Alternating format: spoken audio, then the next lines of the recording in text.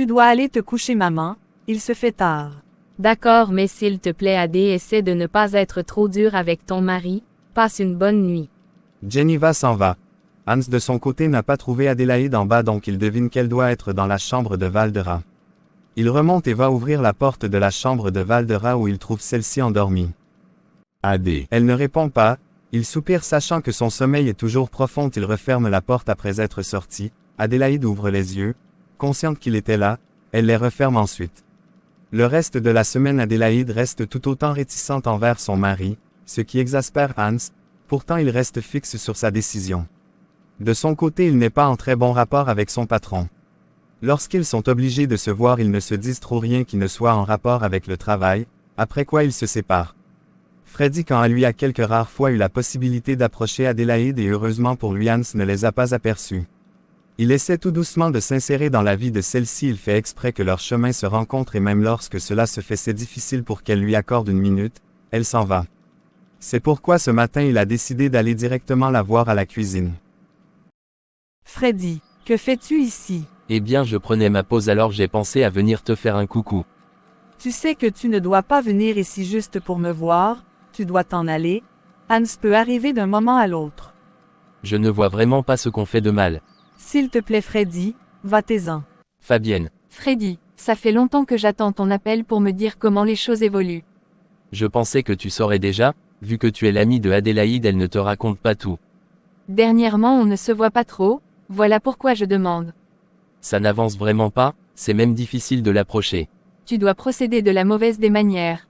Attends que je réfléchisse, elle pense peut-être que si tu t'approches d'elle c'est pour lui porter fleurette, il faut qu'elle pense qu'il y a une toute autre raison qui te pousse à souvent aller vers elle. Quelle raison par exemple? Ah je sais, tu as déjà rencontré Diane n'est-ce pas? Tu m'avais dit que tu l'avais vue. Oui, je l'ai rencontrée une fois.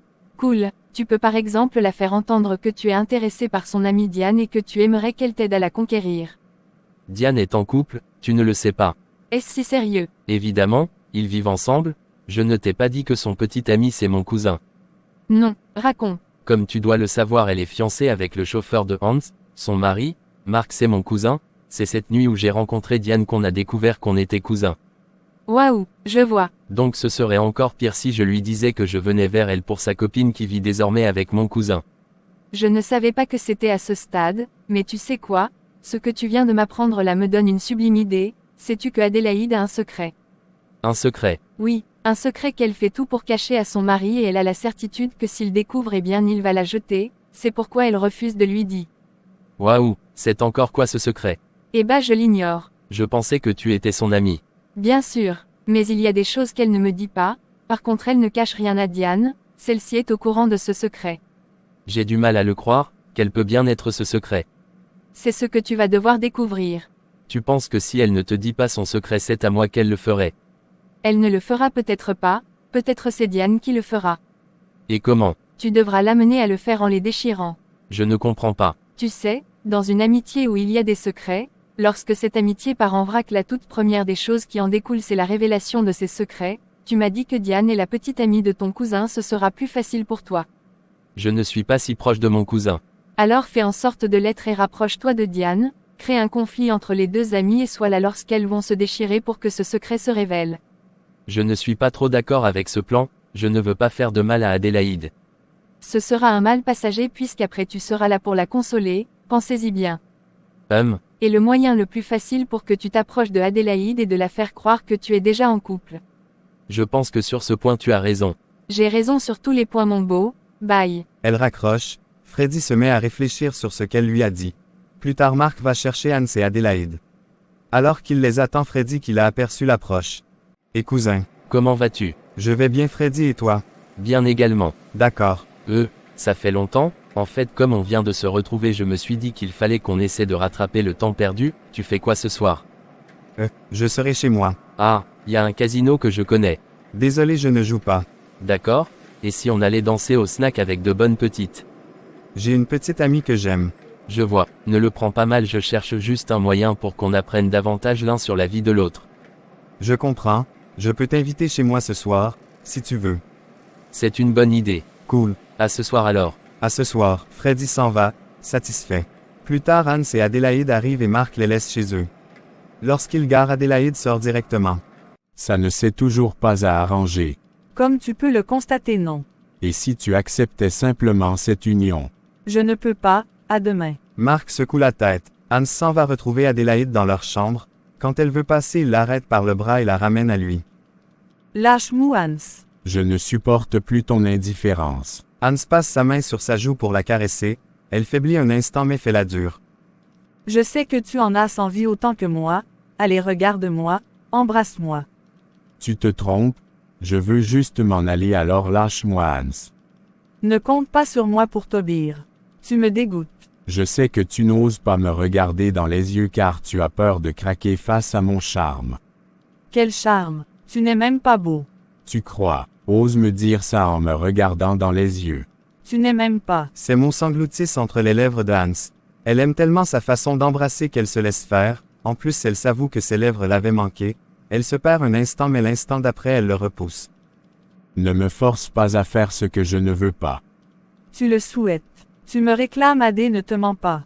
C'est vrai, mais je te fais la tête tant que tu n'es pas prêt d'accepter le mariage de ta mère. Lâche-moi, Hans. Je suis aussi entêté que toi. Hans, je dois sortir. Je n'ai pas vu maman au passage, je vais la saluer. Ok, viens, je vais ouvrir. Elle approche quand elle est assez proche, Hans la récupère et la plaque contre le mur. Il prend ses joues entre ses mains et ramène son visage à elle puis il caresse sa joue du revers de sa main. Adélaïde aimerait se décaler mais l'emprise qu'il a sur elle l'affaiblit. Il la regarde en profondeur et tout doucement il rapproche son visage du sien. Il pose délicatement ses lèvres sur celles de sa partenaire qui est impuissante désormais. Les deux s'embrassent avec fougue et les caresses s'ensuivent. Hans porte Adélaïde qui est déjà totalement abandonnée à lui sans se décaler les lèvres et va la poser sur le lit. Tout doucement il la déshabille et explore chaque parcelle de son corps. Au final ils oublient tout et se laissent emporter par la passion. Plus tard ils sont tous à table et Jennifer constate que tout va désormais mieux entre Hans et sa belle-fille, elle en est heureuse. Entre-temps chez Marc, Freddy arrive et se joint à table avec son cousin et Diane. Pendant qu'ils dînent ils discutent et Freddy essaie d'en apprendre davantage sur eux. Tout se passe plutôt bien car tous les deux apprécient la compagnie de Freddy. Ils discutent toute la soirée. Je peux avoir vos contacts. Bien sûr. Voici le mien. Il est temps que je m'en aille. Diane, je te remercie pour le repas, c'était exquis. Je t'en prie, merci aussi pour ta belle compagnie. Je te raccompagne, cousin. Merci. Avant que tu t'en ailles, Freddy, j'aimerais te demander quelque chose à propos de Adélaïde. Il sourit.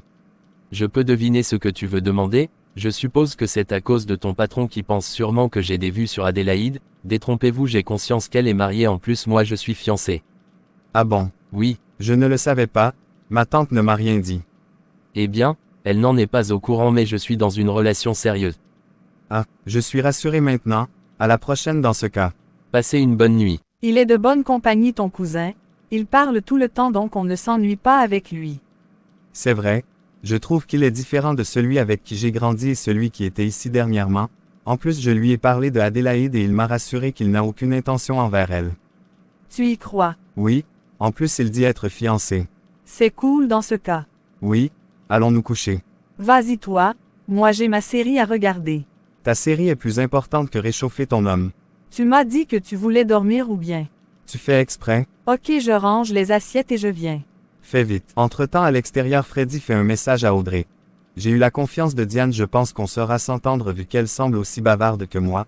Elle va me révéler le secret de votre ami sans le savoir.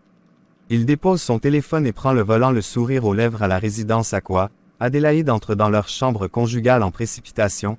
Elle va tirer la main de Hans qui était concentré sur son ordinateur.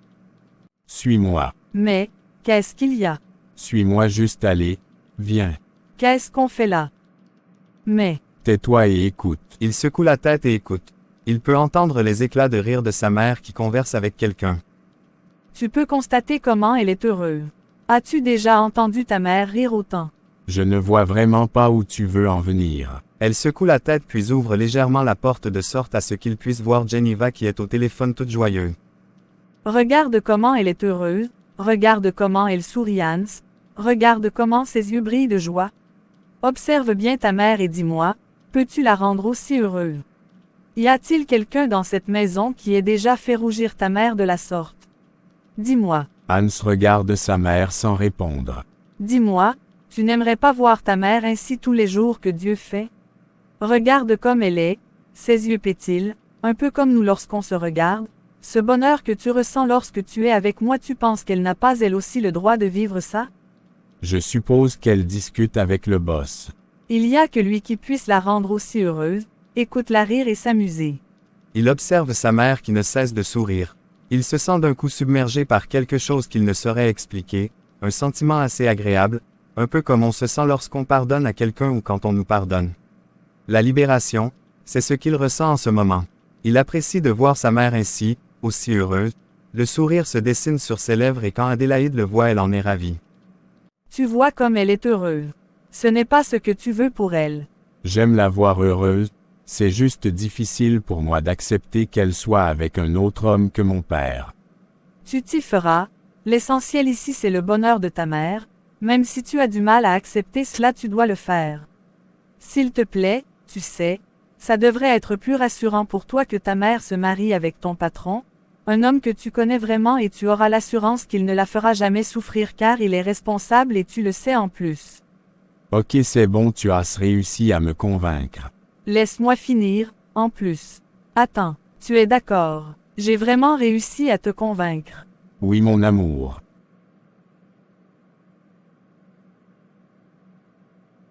Merci beaucoup chérie.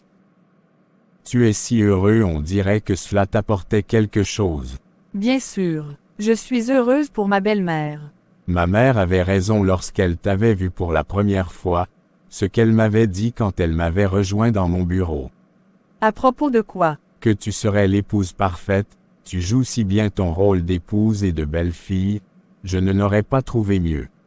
Maintenant vas-y. Où? Dire à ta mère que son fils lui donne sa bénédiction pour son mariage. Ma bénédiction. Oui, vas-y. Tu ne peux pas m'accompagner. Tu es un grand garçon, vas-y.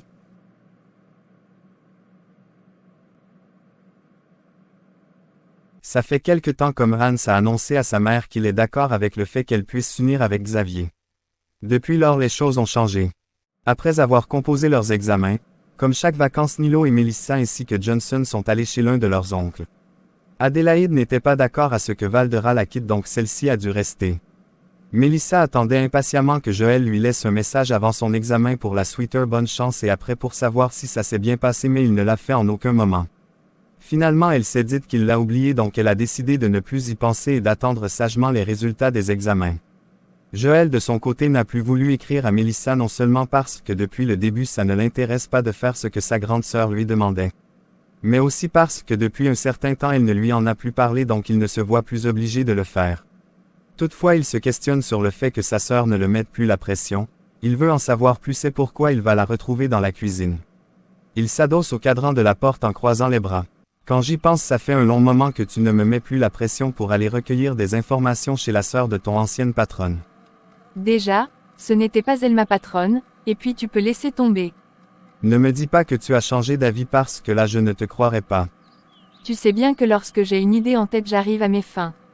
D'où mes questionnements. Puisque tu ne semblais pas intéressé, j'ai chargé une autre personne de cette mission. Quelle autre personne? Tu n'as pas besoin de le savoir. J'aimerais savoir, dans cette histoire, c'est la fortune de Hans qui t'intéresse ou c'est lui-même? Eh bien les deux, c'est un bel homme et tu le sais, maintenant il y a son argent, quelle femme n'aimerait pas être son épouse? J'espère juste que ton supposé plan ne va pas t'amener à faire des choses malsaines. C'est-à-dire? Nos ambitions nous poussent souvent à devenir autre chose, meurtrier par exemple. Tu penses vraiment que ta sœur serait capable de tuer Joël? On ne sait jamais. Méfie-toi de ce que tu dis, je veux juste épouser Hans, je n'irai pas jusqu'à tuer pour ça, d'ailleurs je n'aurais pas besoin d'en arriver là. Ok si tu le dis. Tu ne sembles pas enthousiaste depuis le début, pourtant c'est à ton avantage aussi. Imagine à quoi ta vie va ressembler si ta sœur épouse un homme riche, on va retrouver notre vie d'avant. On pourrait retrouver notre vie d'avant, autrement, pas en faisant du mal aux autres. Tu es en train de me juger là. Oui, Audrey, tu sembles oublier ce que maman Geneva a fait pour nous. Où est le rapport? Est-ce que je vais m'en prendre à elle? Je veux juste la débarrasser de cette fausse belle-fille qu'elle croit parfaite, je ne vais rien faire de mal que révéler ce secret que Adélaïde cache si bien dans son jeu de femme parfaite et l'excellente belle-fille, qui sait peut-être qu'elle a tué quelqu'un, peut-être ils vivent avec une meurtrière sans le savoir. Arrête de me voir comme la méchante de l'histoire, je vais juste révéler au grand jour son secret. Qui te dit que ce secret est si délicat que ça? Parce qu'elle n'ose pas en parler, même à sa belle-mère à qui elle dit tout, elle n'ose pas le faire, c'est certainement à son risque et péril. Admettons, maintenant si tu réussis à séparer Hans de son époux, qui te dit qu'il te prendra? Eh bien là je sortirai ma carte, je saurai quoi faire de toutes les façons, les idées ne m'échappent jamais. Il secoue la tête et s'en va, elle piaffe et l'ignore. Freddy de son côté s'est bien rapproché de Diane au point où celle-ci l'appelle son beau-frère. Il l'appelle tout le temps pour qu'ils échangent, espérant la pousser à parler de Adélaïde et révéler ce fameux secret. Pourtant ça n'arrive pas. Il a aussi évolué avec Adélaïde, celle-ci l'évite moins depuis qu'il lui a fait croire qu'il était fiancé. Il est même allé jusqu'à lui montrer une photo d'une fille qui n'est certainement pas sa fiancée mais simplement une aventure puisqu'il n'envisage quelque chose qu'avec Adélaïde. Dans la famille à quoi tout se passe plutôt bien, Hans a du mal à s'y fermer, il fait l'effort d'accepter Xavier comme l'amant de sa mère. Ce soir c'est la deuxième fois qu'il est invité à la résidence à quoi pour dîner. La première fois il y avait encore tous les enfants. Cette fois c'est plus calme mais ils discutent dans une belle harmonie. Alors Xavier soulève un sujet. Dites les jeunes mariés, il n'y a pas une nouvelle en cours. Vous ne songez pas à devenir parent ou quoi? Alors Adé, vous ne dites rien depuis. Tu devrais plutôt t'en prendre à mon fils. Tu sais que ma belle-fille ne dérange pas, c'est certainement son mari qui l'en dissuade. Bien sûr, je ne m'attendais pas à ce que tu me défendes de toutes les façons. Je suis devenu le beau-fils et elle c'est ta fille, n'est-ce pas? Mais c'est parce qu'on te connaît mon fils, tu m'avais dit que tu n'allais jamais avoir d'enfant, que ce sont des casse-têtes, est-ce que je me trompe? Je plaisantais. Alors vous attendez quoi? Ça viendra. En plus je ne vois pas pourquoi vous nous mettez la pression, ça ne fait même pas 1 an que nous sommes mariés, nous ne sommes pas pressés. Moi je suis pressé de porter mes petites fils. Réplique Geneva, alors faites vite. En plus je ne comprends pas pourquoi ce n'est pas encore arrivé alors que tous les soirs tu tires ma belle-fille de la table alors qu'elle n'a même pas fini de manger pour l'amener dans la chambre, tous les soirs tu casses son dos. Maman. Quoi, est-ce que je mens? Ma belle-fille, est-ce que je mens? Non maman, c'est la vérité. La façon dont Hans regarde Adélaïde amène tout le monde à rigoler, ainsi que Adélaïde elle-même. Ils passent une belle soirée et quand tout le monde va dans sa chambre, Geneva et Xavier restent discuter au salon. Adélaïde sort de la douche et va rejoindre Hans sur le lit. Tu as remarqué comment ta mère est dégagée lorsqu'il y a Monsieur Xavier à côté d'elle. Pourquoi tu me parles? Je ne devrais plus te parler. Oui et ne me touche plus. Ne me dis pas que tu me fais la tête parce que ta mère a dit que tu me retirais du dîner pour venir me casser le dos dans la chambre. Et tu as acquiescé. Est-ce que c'est faux alors? Ah donc c'est vrai, je te casse le dos. Allez viens mon amour, dormons. Quand elle voit comme il la boude, elle veut le provoquer davantage donc elle se met à le caresser. J'ai envie de toi mon bébé. Tu n'as pas peur que je te casse le dos? Non, j'aime quand tu me casses le dos. Laisse-moi. Je te veux bébé, allez. Tu vas me faire la tête, hein? Tu es une sorcière. Ta sorcière, j'aime l'être. Aujourd'hui c'est moi qui te domine. Tu fais quoi? Waouh! Tu étais féroce ce soir? Je ne te savais pas aussi sauvage. Tu as bien caché ton jeu. Tu ne m'as pas encore entièrement découverte. Comme je t'aime. Je t'aime aussi. C'est ainsi que le sommeil s'empare d'eux. Quelques jours après, le couple et leur mère sont tous assis dans le salon. Tandis que Hans manipule son téléphone, les femmes regardent la télévision.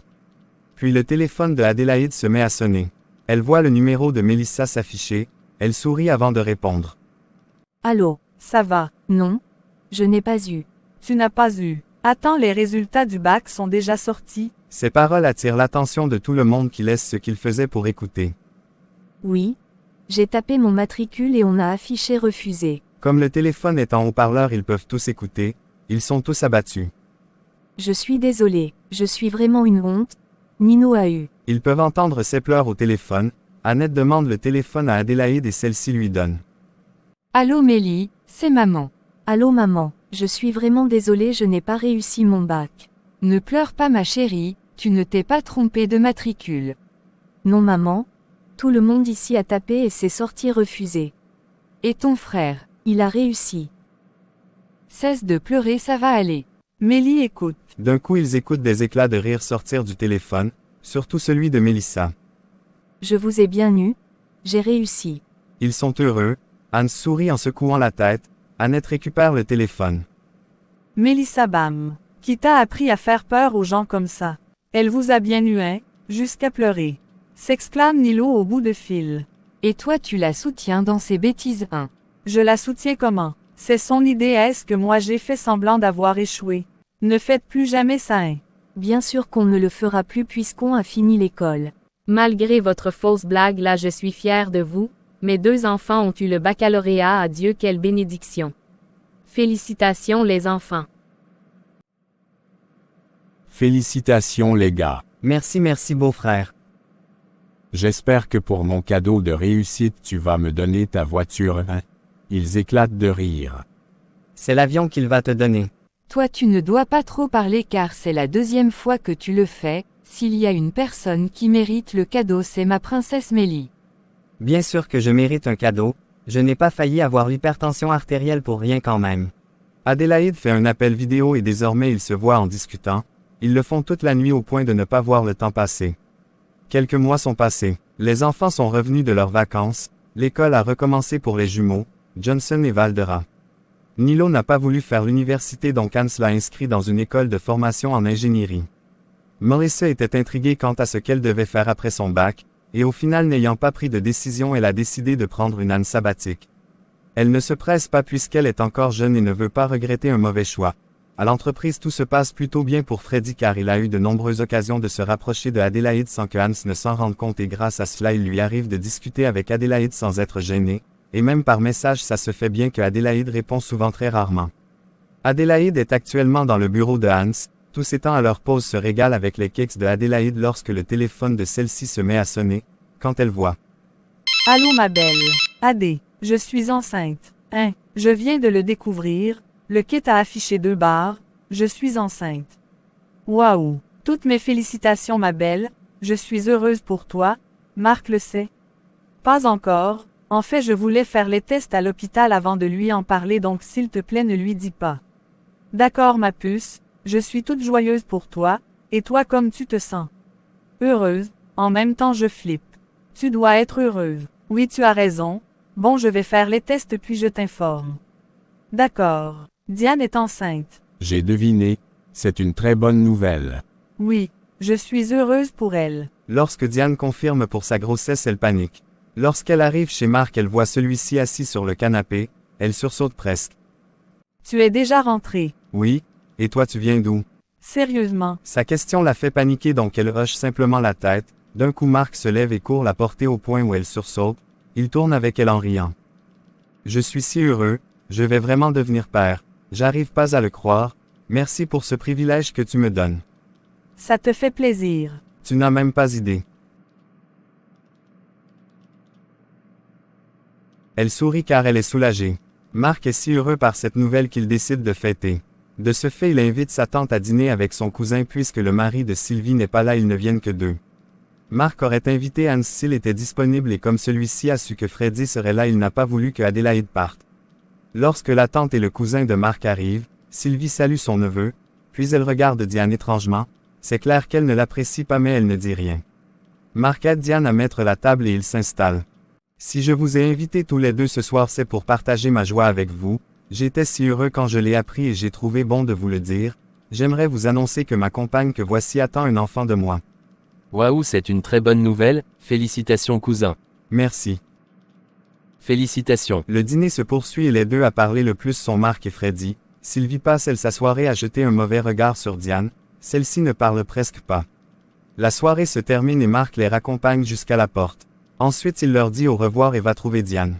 Je t'ai trouvé calme cette soirée, tout va bien? Oui ne t'en fais pas. Entre-temps Freddy ramène sa mère chez elle, celle-ci s'exprime enfin.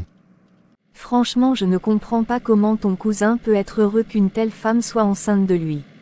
Tu as un problème avec Diane. Je n'apprécie pas cette fille, tu vois comment elle s'habille. On dirait une prostituée. D'ailleurs qui dit qu'elle n'en est pas une. Freddy rit sans rien ajouter. Le lendemain, Freddy a vu un bon sujet pour s'approcher de Adélaïde et rester le plus longtemps possible d'elle.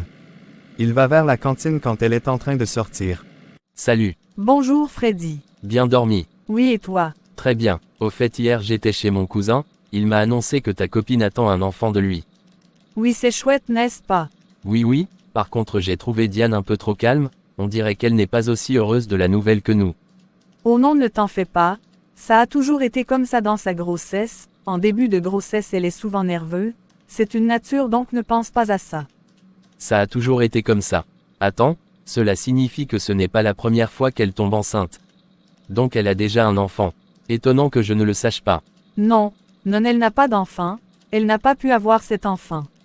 Pourquoi? Que s'est-il passé? La première fois c'était quand? Pourquoi tu t'intéresses à ça? Je veux juste savoir. Je suis juste curieux. C'est quelque chose d'intime qu'on ne devrait pas parler. C'est sa vie privée, tu comprends.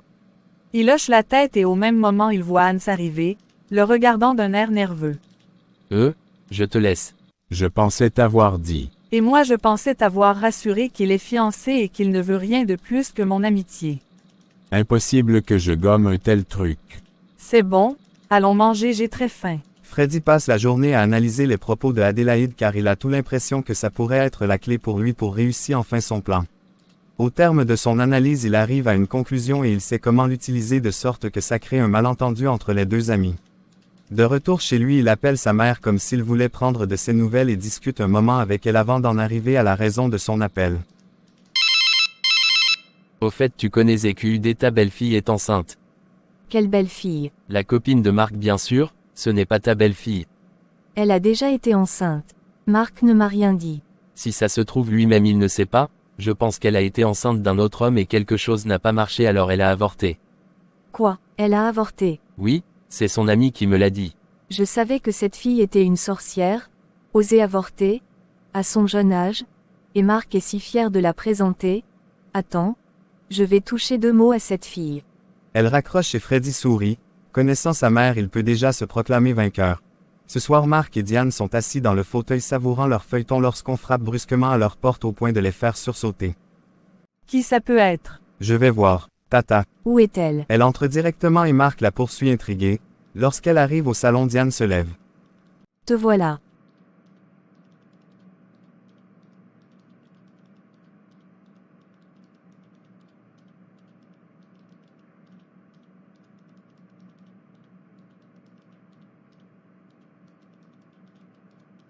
Comment as-tu pu lui parler de sa marque? Je ne l'ai jamais fait. Attends. Donc tu es au courant, mais ça ne t'a pas arrêté, hein? Tata qui t'a donné une telle information. Est-ce si important? Oui, dis-moi. Eh bien, c'est ton cousin. Tu lui as dit. Mais non, je n'aurais jamais fait ça. Elle prend son téléphone et appelle Freddy. Sylvie regarde son neveu en secouant la tête. Allô, c'est Freddy qui t'a raconté ça. Il y a un problème, Diane. Qui t'a dit que j'avais avorté. Adélaïde. Diane n'en revient pas. Elle raccroche et court prendre son sac dans sa chambre puis revient. Bébé, où vas-tu? Elle ne répond pas et sort presque en courant. Elle prend le premier taxi qu'elle voit et ordonne au chauffeur de rouler très vite. Ce qu'il fait. Elle sort avant de payer et va entrer dans la maison où elle trouve toute la famille. Ils sont surpris de la voir. Bonsoir, Diane. Viens, il faut qu'on parle. Diane, qu'est-ce qu'il y a? Tu oses me demander ça après ce que tu m'as fait. Qu'est-ce que j'ai fait? Comment as-tu osé parler de ma première grossesse à Freddy? Je ne l'ai pas fait exprès. Ah bon, quelle bonne amie tu fais, tu m'avais promis que jamais tu n'en parlerais à personne. Même Marc n'a pas osé le dire à son cousin, mais toi tu es allé rapporter à Freddy que j'avais avorté et maintenant je suis devenue la risée de sa mère. Quoi? Mais je n'ai jamais dit que tu avais avorté. Et je dois te croire, parce qu'il a simplement deviné que j'avais déjà eu à avorter. Tu es mauvaise, Adélaïde. Tu me demandes de garder ton secret, mais tu es incapable de faire pareil pour moi. Écoute, Diane. S'il te plaît, arrête. J'ai tout à fait le droit de me fâcher. Tu ferais quoi toi si j'annonçais à ton mari et ta belle-mère que tu es stérile, hein?